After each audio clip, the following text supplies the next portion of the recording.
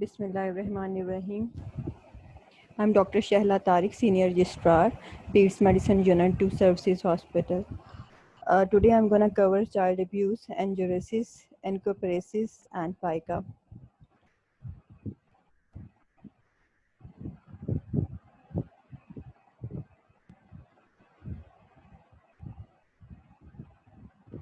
What is child abuse? Child abuse is any behavior or act of a parent or caretaker that harms a child. It may take many forms. Abusers can be parents, caregivers, uncles, aunts, daycare workers, teachers, sport coaches, anyone. What are the main risk factors for child abuse? Parental separation, poor parenting, parental disharmony. There are different types of child abuse. Physical abuse, emotional abuse, sexual abuse, child neglect, child labor. What is physical abuse? It is intentional and non-accidental use of physical force by the parent or caretaker aimed at hurting, injuring, or destroying the child. It should be suspected in any child who presents with multiple injuries or injuries in various stages of healing. Common physical abuse injuries. What are the common physical abuse injuries? Multiple bruises, burns, bites, abrasions, black eye, fractures, subdural hematoma, shaken baby syndrome. These are the different sites for non-accidental physical injury. It can be in skull, like fracture or bleeding under skull. It can be ears, pinch or slap marks, bruising, bites. There can be bruising on eyes. There can be bruising, finger marks, slap marks on cheeks. And there can be bruising on neck and grasp marks on neck. There can be torn frenulum in mouth, bruising, grasp marks, biting, bite marks on shoulders, and there can be bruising, grasp marks on chest. On genitalia, there can be bruising, grasp marks on knees, and on back, buttock, thighs, there can be bruising, outline of belt, buckles, and there can be burn marks. These are different sites for inflicted physical injury.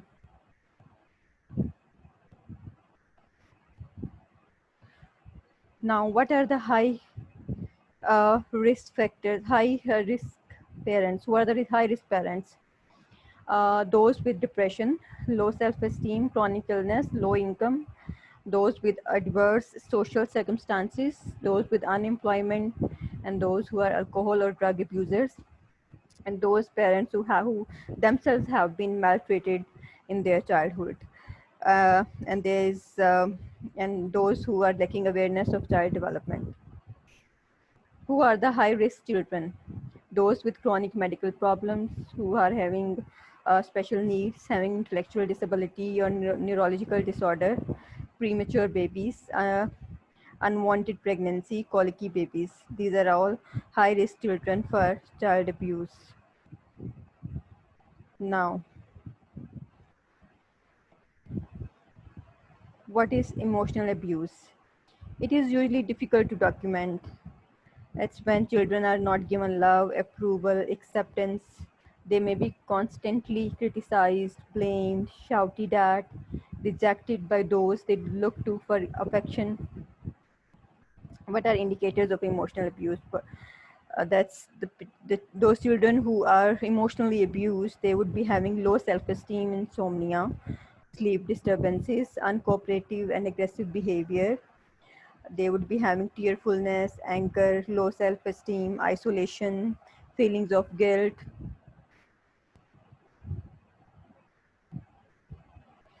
Now, what is sexual abuse? Any act that is intended to be for sexual satisfaction of an adult. It may include inappropriate exposure to sexual acts, child pornography, actual sexual contact with the child, effects seen on the victims. Emotionally disturb होंगे ये बच्चे, guilt होगी, anxiety, प्रीऑक्यूपेशन with genital genital area, functional disturbances like constipation. Child neglect. What is child neglect? It's basically parental omission in care that result in actual or potential harm to the child. When parents or caretakers don't provide them with proper food, shelter, warmth, clothing, care, protection, all basic necessities of life which are required by the children. There are different types of child neglect. Physical neglect, when parents or caretakers fail to give them shelter, clothing, and food, that is physical neglect. Medical neglect, when they are unable to provide them any prenatal care, any preventive care, any medical care for any acute illness when they require it. And emotional neglect is when the parents or caretakers fail to provide them the warmth, love, care, affection which every child desires and which is required by every child. These are different forms of child neglect. Indicators of child neglect. Children who are neglected would present with malnutrition, inadequate hygiene, excessive quietness, repetitive behaviors, learning problems. They would have unmet educational needs, and they would be delay in seeking health care. It shows the child is being neglected. Now, what is child labor? Child labor is when the adults don't fulfill child rights and they have to work, resulting in excessive physical, social, psychological strain upon the child. Too much responsibility at too early age. There are different forms of child labor. It can be domestic service, begging, prostitution, um, and pornography, shoe shining, car washing, newspaper selling, working at shops, restaurants, construction work. These are different forms of child labor. Now, what child labor leaves impact on children? It can lead to habit disorders, drug abuse, different diseases, infections. It can lead to different behavioral problems like stealing. There can be sexual offenses. It can lead to personality disorders like irritability, temper tantrums, inferiority complex, fear, anxiety.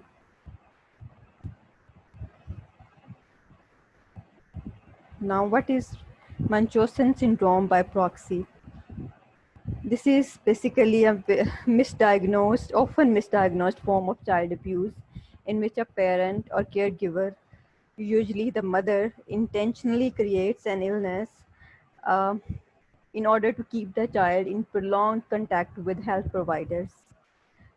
The goal is to create symptoms or induce illness so that the child will receive unnecessary and potentially harmful medical care. The mother or caretaker misrepresent symptoms or fabricate signs and manipulate laboratory tests, lab tests, or even purposefully harm the child. This this also comes in child abuse. There are different methods of inducing illness, like poisoning, bleeding, infection, injuries.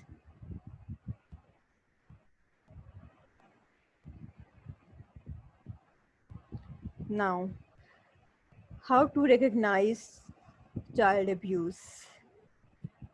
First of all, detailed history is very important in this case. Examination, investigations, and then photographs if needed. History. If there is delay in seeking health care, if there is a history inconsistent with the injury, and there is stress in the family, history of abuse in parents, childhood, and then you should suspect child abuse. And it's very important to record what the child said in their own words. And always interview parents, sub-parents and children separately and record their explanation. Note history of past injuries and hospitalization. Detailed, complete, head-to-toe examination is very important. Vitals are very important. Growth parameters, height, weight, that can give us clue towards malnutrition, whether it is acute malnutrition or chronic malnutrition. Hygiene and clothing, it can give us a clue towards child neglect. And a child behavior can also give us clue towards child abuse. Abrasions, bite marks, we should look for abrasions, bites, burns, bruises, fractures, lacerations, and injuries in different stages of healing, which is very important, which is a big clue towards child abuse. Eye examination, genital and perianal examination, that's also very important. Why is proper history and detailed examination important? Many abusers convince the children to be silent or lie about the abuse. So it's very important that you take detailed history yourself and detailed examination. Otherwise, child can lie about his problems, fearing the abuser. Now, let's have a look at different physical abuse injuries. First of all, bruises. Bruises are the most common manifestation of physical abuse. What are the features suggestive of inflicted bruises and what are the features suggestive of non-inflicted bruises? If you see bruising in preambulatory infant, the infant who can't move himself, then you should suspect child abuse. If there's bruising in padded and less exposed areas like cheeks, like buttocks, like genitalia, then you should suspect uh, these bruises of child abuse. And if there are patterned bruising conforming to the shape of the object, then you should suspect that these are the bruises of child abuse. And non-inflicted or accidental bruises are those which are usually on the interior surfaces and over bony prominences like ankles, elbows, and forehead. These are the different bruises of child abuse, like this on face, on cheeks, on buttocks, on buttocks. These are the bruises which are inflicted. Now, if a child presents to you with bruises, then what can be the differential diagnosis? Bruises can be present in different other diseases like Schonlein purpura, which is a vasculitis in children. So you need to take detailed history and examination again to differentiate it from this disease. Then coagulopathy, then cupping, that is a religious and cultural practice done in various regions and which can leave child with bruises. So these are different differentials of bruise which you need to keep in your mind when you are assessing a child with uh, child abuse. Now, fractures. What are the high specificity fractures for abuse? Rib fractures are highly suggestive of child abuse, especially posterior. Um, when a child presents to you with rib fracture, then you should suspect and you should examine the child to rule out any other signs of child abuse. Classic metaphyseal lesions of long bones are also high specific fractures for abuse. Skull fractures and multiple fractures in various stages of healing are suggestive of abuse.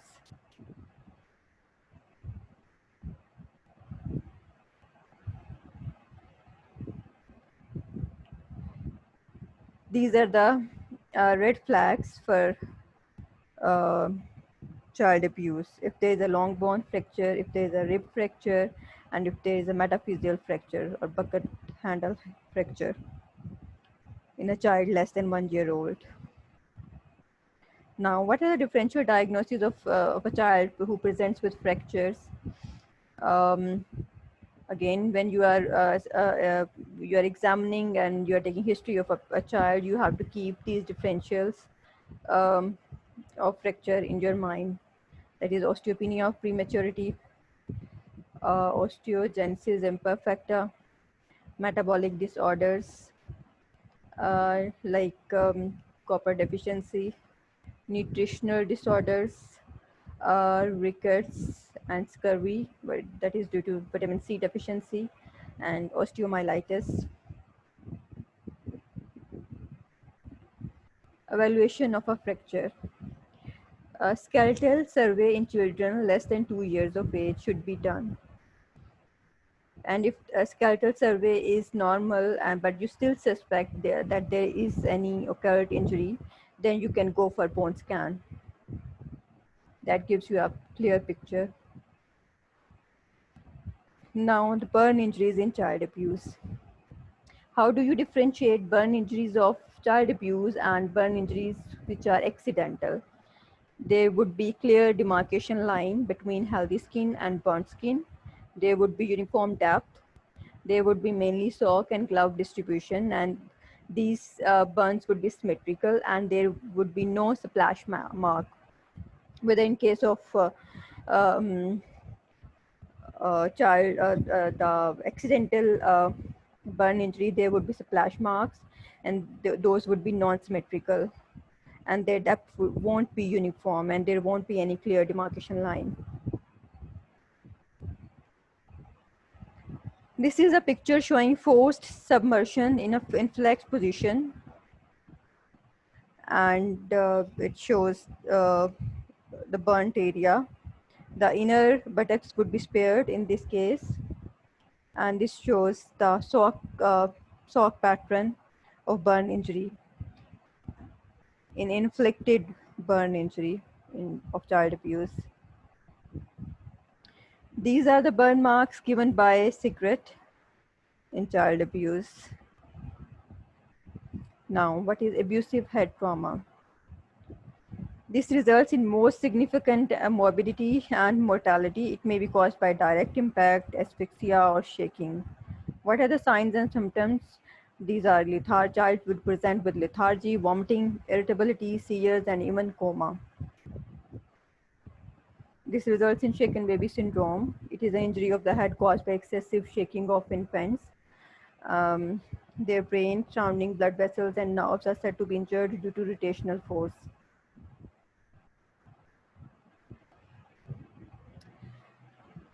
The triad of shaken baby syndrome is retinal hemorrhage, brain swelling, and subdural hematoma. How do you evaluate a child with abusive head trauma? Go for CT scan. MRI can be done, but it should be done best obtained after 5 to 7 days after the injury, and eye examination for retinal hemorrhages. What is the differential diagnosis of abusive head trauma? Other causes of subdural hemorrhage. It can be arteriovenous malformation, coagulopathies, birth trauma, metabolic disorders like glutaric aciduria type 1. All these are differential diagnoses of abusive head trauma. Abdominal trauma in child abuse. If any child presents with bilious vomiting without fever or peritoneal irritation, suggests a duodenal hematoma, it is caused by abuse, then you should suspect child abuse. Children should be evaluated for occult abdominal trauma when evidence of other physical abuse exists. Then you should look for occult abdominal trauma in any child with child abuse. How do you distinguish abuse from accident? Again, as I have mentioned earlier, you have to know the site of the injury is very important. How many injuries? What is the shape of the injury? What is the size of the injury? Is injury consistent with child development capabilities? You need to look for all these things to differentiate it from abuse Abuse, to differentiate abuse from accident. So again, I would say that history and examination both are very important. This is the picture showing the areas of body which are on which injuries show that injuries are highly suggestive of child abuse. The red area shows injuries of child abuse, like if there is injury, like any bite mark, any bruise, any burn mark, any mark, any slap mark on cheeks, like on chest, on abdomen, on thighs, on upper arms, on genitalia, then you should suspect child abuse. And those purple areas are areas of accidental injury mainly. So again, areas of the site of injury is very important.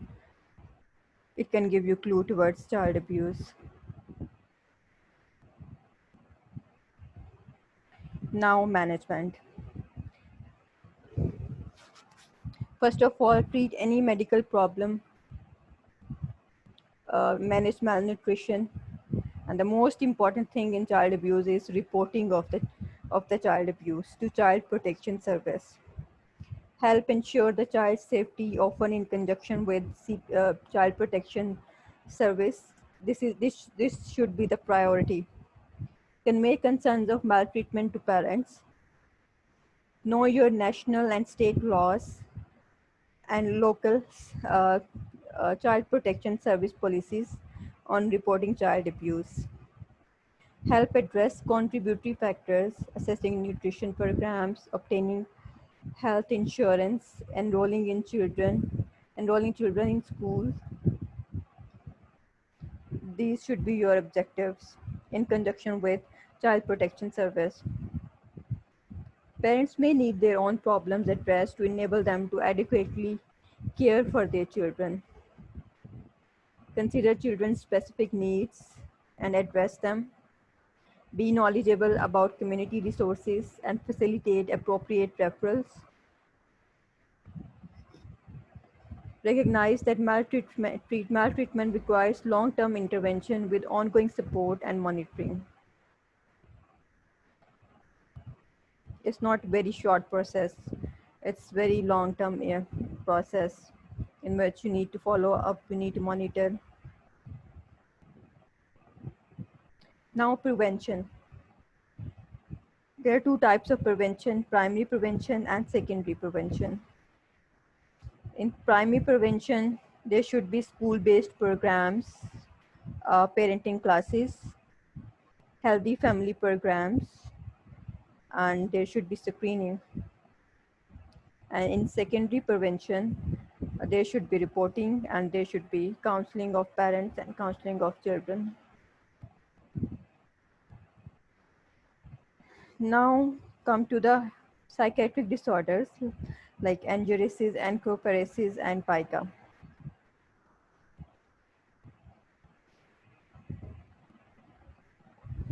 Angiogenesis is voluntary or involuntary repeated discharge of urine into clothes or bed after a developmental age at which bladder control should have been achieved.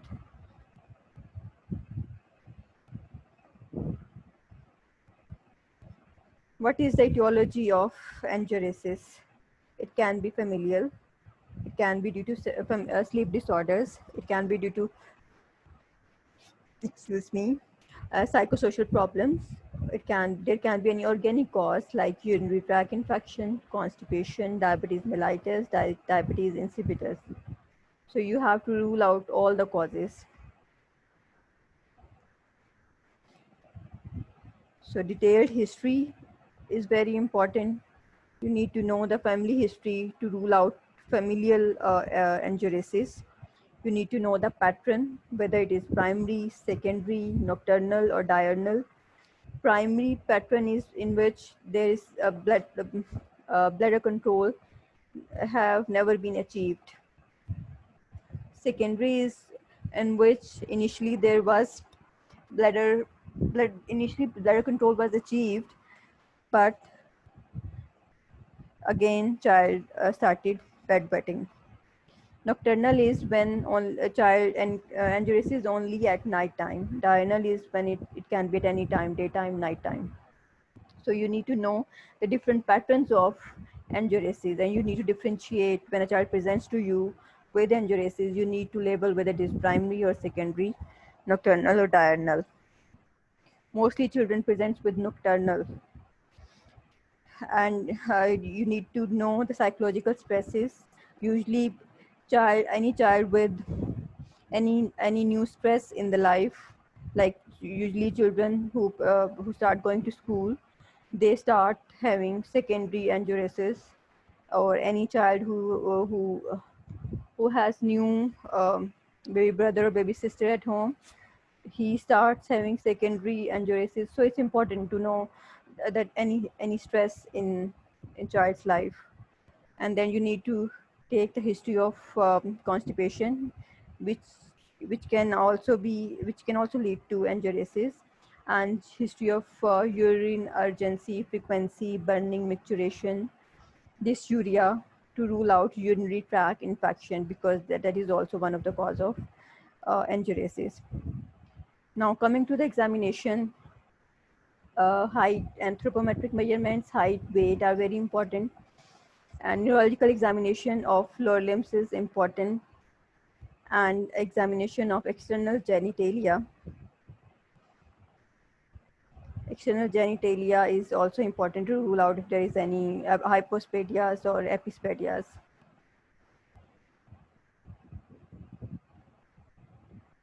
Sorry, I forgot to mention in history that we need to take history of diabetes mellitus, like polyuria and polydipsia, like if child is drinking how much water, and how much is he eating, about weight gain and weight loss, and about his about his habits of drinking water, if he takes how much water he takes after 6 p.m.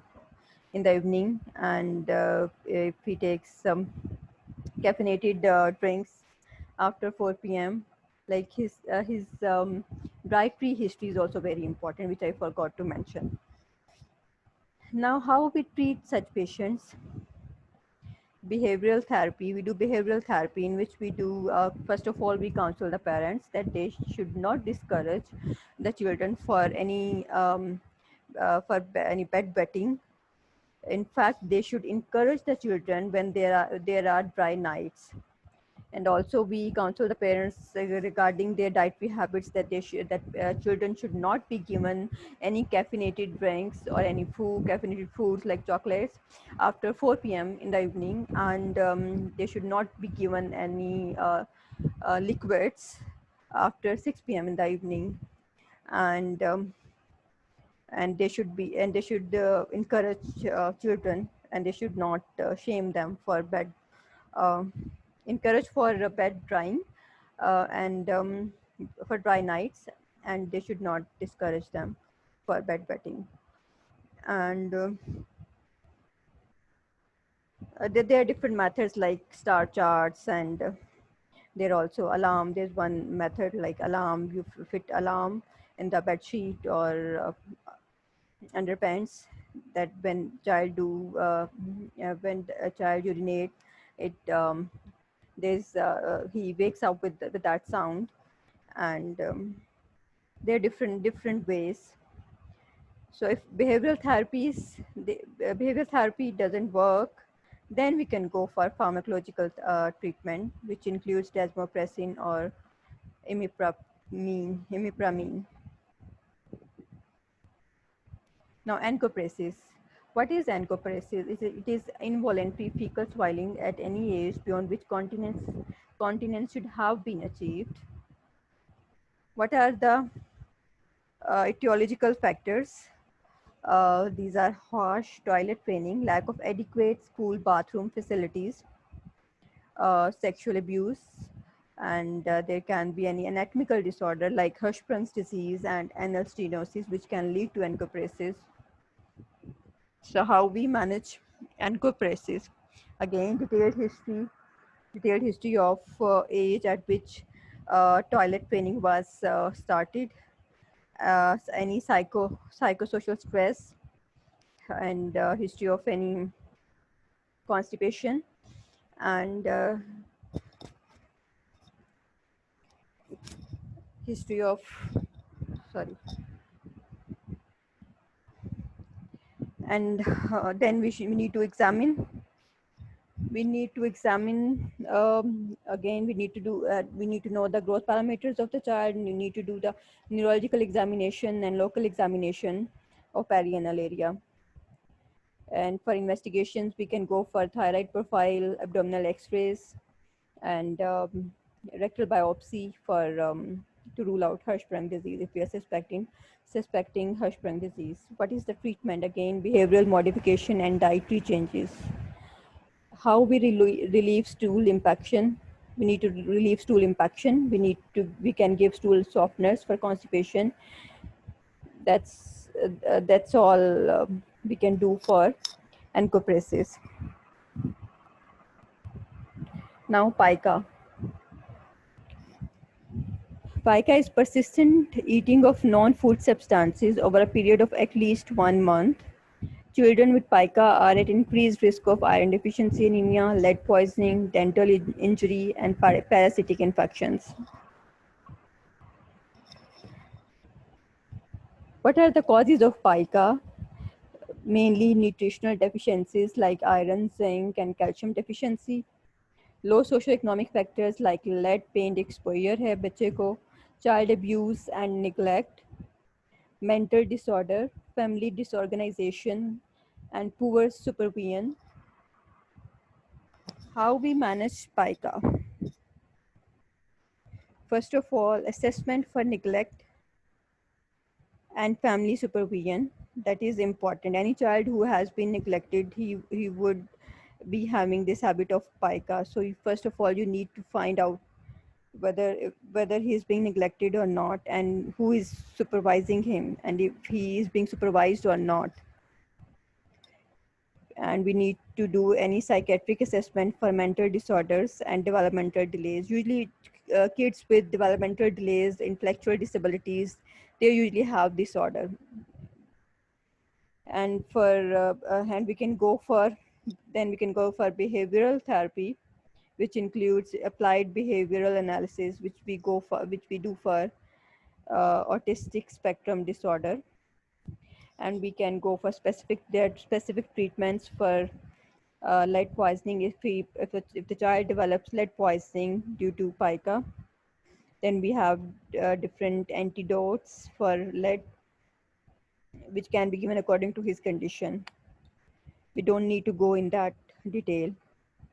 And if it is due to iron deficiency, if it leads to iron deficiency anemia, pica is also caused by iron deficiency anemia, and it can lead to even more iron deficiency anemia. Like its effect is also iron deficiency anemia. So you need to correct iron deficiency. And if there is any parasitic infestation, then you need to deworm the child, and you need to treat that.